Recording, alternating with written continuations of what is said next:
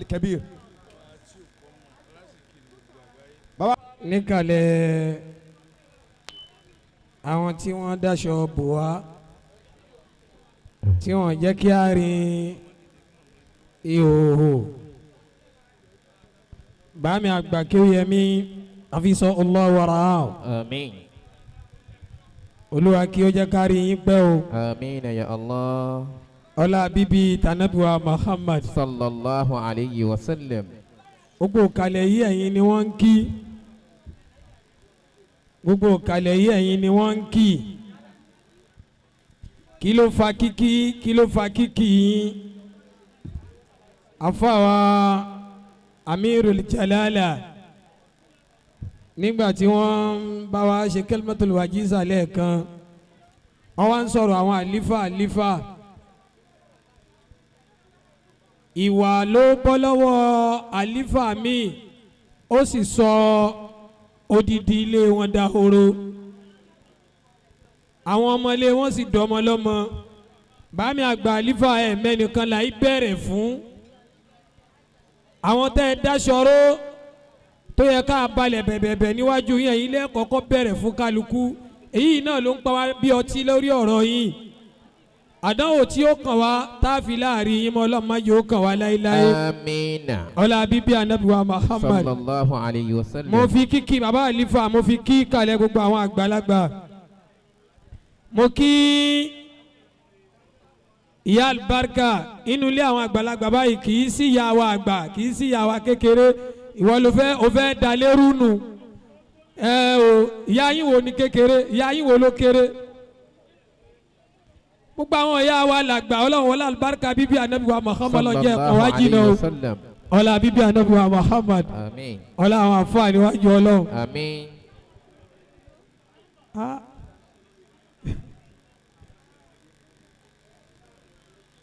mo kí àfáà àgbà Sheikh Abdul Hafiz Bulala ẹ kú gbogbo ògbà wa ọlọ́run wọlé àwọn tí wọ́n bá yín sí báǹkì náà tí wọ́n fi ATM ẹ̀ léyìn lọ́wọ́ kò ní tán bẹ̀ láéláé. Àmín. ọlá mọ̀wọ́ kí ọlọ́fà mọ́jọ. Àmín.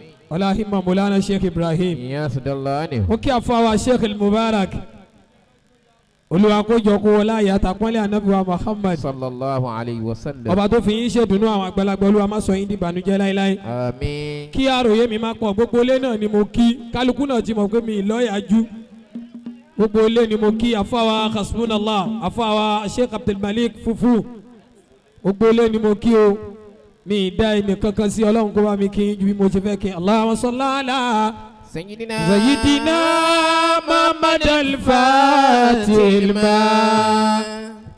أغلق والخاتم والخاتم الما سبق ناصر لك بالحق والهادي إلى صراطك المستقيم وعلى آله حق قدري ومقداره العظيم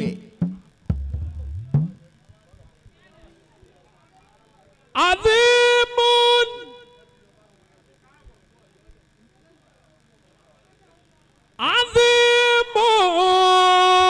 عظيم الكتام جلال عظيم عظيم الكتام جلاله جلال رسول الله آيار فكريا إفادة من حبي إليه محبة عليه وسلم. إفادة من حبي إليه محبة فسبحان ربي ذاك الروح تجليا سيد الوجود محمد صلى الله عليه وسلم. ilé bàbá àgbà kéwì yàmi má jẹ́ kó jẹ́ ó di ẹ lọ́wọ́ yòóbó ànábì. صلى الله عليه وسلم. wọ́n fi kankan pinlẹ̀ ibi tá a wà yíjọ ànábì lọ yòóbó rẹ̀ kó parapọ̀. صلى الله عليه وسلم. زلال مصطفى ليلا ووفى بأمسته أرجنا بها والفضل للمتقدم وأعظم بها عند العروج المؤكدا ففي ينال عبد عبد كل تقدم ففي ينال عبد كل تقدم سلام سليم للحبيب محمد سلام على المحبوب ياسين محمد صلى الله عليه وسلم. سلام على من قال يا رب أمتي أدرهم بالنيران قال النعم النعم ظلام الذي لا يقاس بالعزة على المصطفى المدعو بدار تمام سيد الوجود محمد صلى الله عليه وسلم. بولالا kò jọ mí lójú bí ti ń sẹnu màdémi náà ti rí mo ti mọ̀ pé yóò pé. wà á fọ bí indal urujul mawakidan fafi ayana lo abdu kullu takadumi ذكرت الذي بالذكر من التلذذ نبيا بإليا على كل جنبس محمد أنزي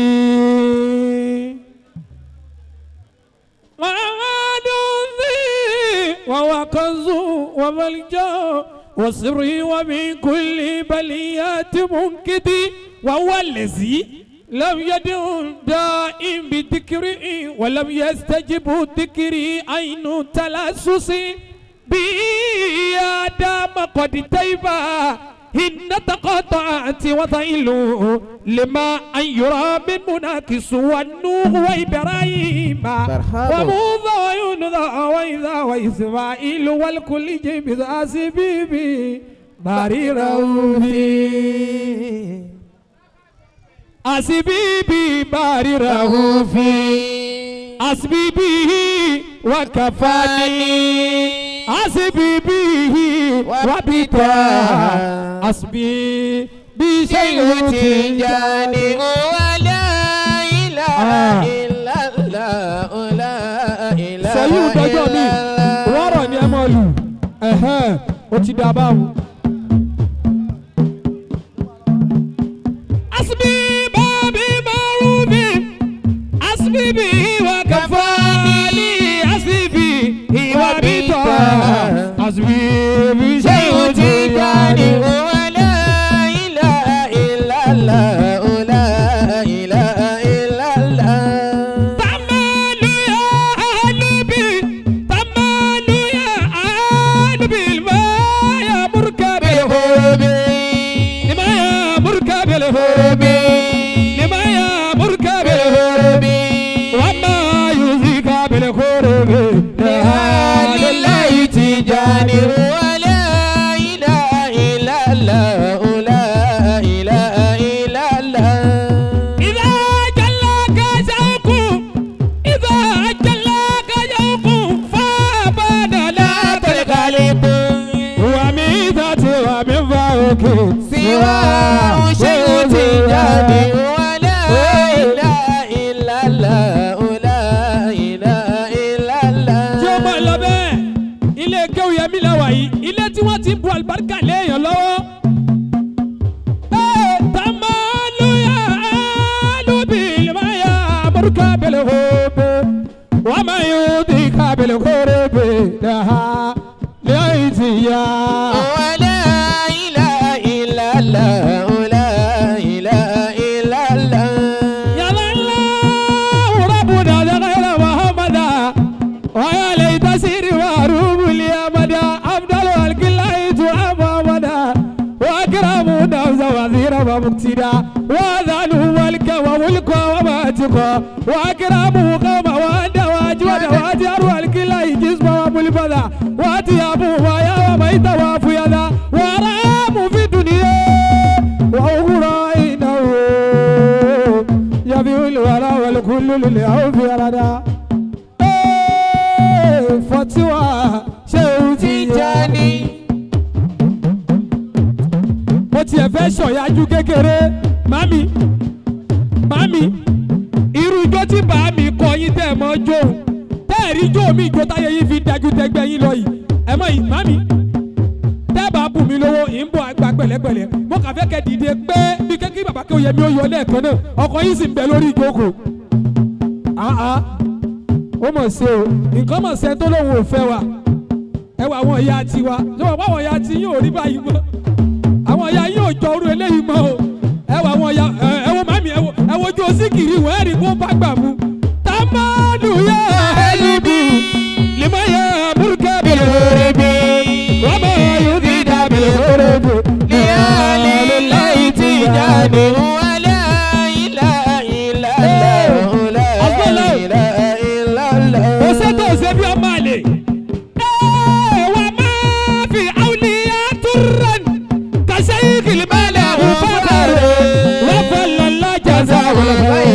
وذاك شيء تجاري لا إله إلا الله لا إله إلا الله. سالك اسمي فايدة التياني كتب الوجود من باول يرفعني ومن دون كويميو المبارك هذا ذكر المبارك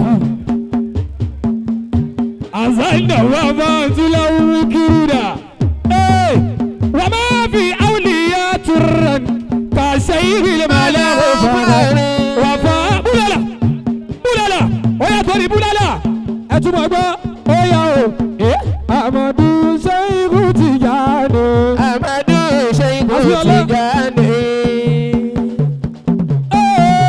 أمدو شيخ تجاني أمدو شيخ تجاني. فمالو يا لبي لما يمرك بالغرب وما يبيك بالغرب بأهل الله تجاني ولا إله إلا الله لا إله إلا الله. مغبا أمدو شيخ تجاني أمدو شيخ تجاني أمدو شيخ تجاني أمدو شيخ المبارك تجاني أمدو أمو أتقاذمو أمدو شيخ تجاني أمدو شيخ تجاني أمدو شيخ تجاني.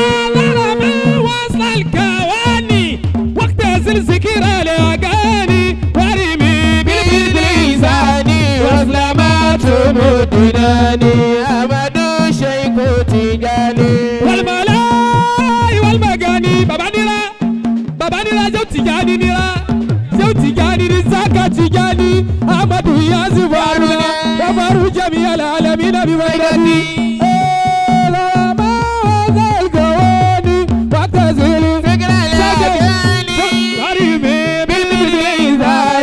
وظلمات مدناني أمدو شيخ تجاني والملاي والمغاني بكرامي أو مباني ليك سراب ومدر الإيماني أمدو شيخ تجاني. أين هاي أكوها أين هاي أتاكي ولا أين هاي أتاكي تاليا سوالي سوالي مثاني بصفاتي ذاتها رتبة لذات زاني أمدو شيخ تجاني. إنني قبل البرايا ركن شكر جناني إني أرى ذكر سواه بفهاد عينها أمدو شيخ تجاني. ماذا كنت بجيارة أرجو من مكاني كل زامي رواني وبطارة في جناني أمدو شيخ تجاني. وكفاني ضاهبا لو بالي مقالاني وكفاني طيبا لو بالي مقالاني أمدو شيخ تجاني. ilé kéwù èmi làwọ̀ yìí bámi àgbà lálàbí ẹ túmọ̀ gbọ́ sọ pé. Sayidi ta imami. Sayidi ta imami.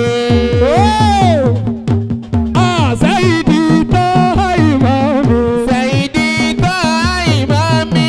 Ina kata malam biya fakari salami. Ina kata malam biya fakari salami.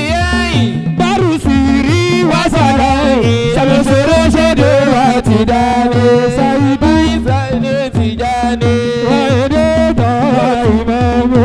Sayyidita Imami. Sayyidita Imamu. Sayyidita Imami. Ó yẹ ẹ bàlù mo tún fẹ́ wálé gbogbo ohun tí àwílò olúwa lè ṣe. Wọ́n lè ṣe. ṣùgbọ́n èèyàn ní í ṣe sábàbí. àdúpẹ́ sábàbí ká lè pọ̀ tu o. gbogbo ohun tí lólùwà lè ṣe. èèyàn ní í ṣe sábàbí. àdúpẹ́ sábàbí ká lè pọ̀ tu o. gbogbo ohun tí àwílò olúwa lè ṣe. gbogbo ohun tí a fẹ́ lólùwà lè ṣe. ṣùgbọ́n èèyàn ní í ṣe sábàbí. àdúpẹ́ sábàbí ká lè gbọ́ tí o rò. gbogbo tí a fẹ́ lólùwà lè ṣe. ṣùgbọ́n èèyàn ní í ṣe sábàbí. ọpẹ́ sábàbí ká lè gbọ́ tí o rò. àlìsẹ́gbò ta lọmọ náà tó lóun ò láǹfààní táwa láǹfààní wa yanjú. gbogbo ohun tí a wí lólùwà lè ṣe. ṣùgbọ́n èèyàn ní í ṣe sábàbí. àdúpẹ́ sábàbí ká lè gbọ́ tún. gbogbo ohun tí a fẹ́ lólùwà lè. ṣùgbọ́n èèyàn ní í ṣe sábàbí. àdúpẹ́ sábàbí ká lè gbọ́ tún. bàbá alálàbí ti táyé wá ṣe. bàbá aládìsá ti táyé wá ṣe. ìwúbà wẹ̀ lẹ́nu fẹ́nu ẹ̀sọ́. àdúpẹ́ sábàbí ká lè gbọ́ tún. gbogbo tí a fẹ́ lólùwà lè ṣe. ṣùgbọ́n èèyàn ní í ṣe sábàbí. àdúpẹ́ sábàbí ká lè gbọ́ tún. gbogbo tí a fẹ́ lólùwà lè ṣe. ọmọ èèyàn ní í ṣe sábàbí. àdúpẹ́ sábàbí ká lè gbọ́ tún. gbogbo tí a fẹ́ lólùwà lè ṣe. ṣùgbọ́n èèyàn ní í ṣe sábàbí. àdúpẹ́ sábàbí ká lè gbọ́ tún. ọlọ́run tó ní wá ti sádìyẹ. gbogbo ọ̀nà táwa lábòsí lè gbà. fi wá jẹ́rìí ọ̀tá o pẹ̀lú ètò. gbogbo tí a fẹ́ lólùwà lè. ṣùgbọ́n èèyàn ní í ṣe sábàbí. àdúpẹ́ sábàbí ká lè gbọ́ tún. àdúpẹ́ sábàbí ká lè gbọ́ tún. àdúpẹ́ sábàbí ká lè gbọ́ tún. àdúpẹ́ sábàbí ká lè gbọ́ tún. àdúpẹ́ sábàbí ká lè gbọ́ tún. àdúpẹ́ sábàbí ká lè gbọ́ tún. àdúpẹ́ sábàbí ká lè gbọ́ tún. Sayyidina Muhammad Rasulullah. sábàbí ká lè gbọ́ tún. sábàbí ká lè gbọ́ tún. kéwú yẹmi kéwú gidi tìyín yàtọ̀ sí onígbàrọ̀ gudu kéwú aládìsá ìjìnlẹ̀ bàbá. bàbá wa tí o kọ́ mọ̀ ẹ dákun wálé akí bàbá wa Azakir tí o kọ́ mọ̀ worldwide tàbá fi wọ́n lẹ̀ nísìn ó lè dọ̀tún la kán tó dákẹ́ bọ́ tiwa inú tó rọ̀ wọ́n lọ́rùn nu iṣẹ́ ẹlòmíì rọ̀ ọlọ́run ọlọ́dàkùnjá ní pẹ́ o ọlọ́mọdé ó bàjẹ́ fún yín wọ́n nẹ́bí wa Muhammad lẹ́tẹ̀ẹ́nu bàbá wa àgbà kéwú yẹmí wọ́n níbẹ̀ tí ń lọ́hùn ọlọ́dàkùnjá lílé dáadáa bọ́jẹ̀ kí n kankan sàlàáfíà yín la hawla wala quwwata illa billahi al-azim lábẹ́ bẹ́ẹ̀ akí bàbá wa Sheikh wa Muhammad Salih bàbá wa kéwú gbèmí wọ́n dìde lẹ́ẹ̀kan ni àmọ́ dandan ni fún wa ká kí wọn bàbá wa al-wa'izul mahir bàbá wa kéwú gbèmí of the world kéwú gbèmí of kini of the world ọlọ́mọdé ó bàjẹ́ wọ́n nẹ́bí wa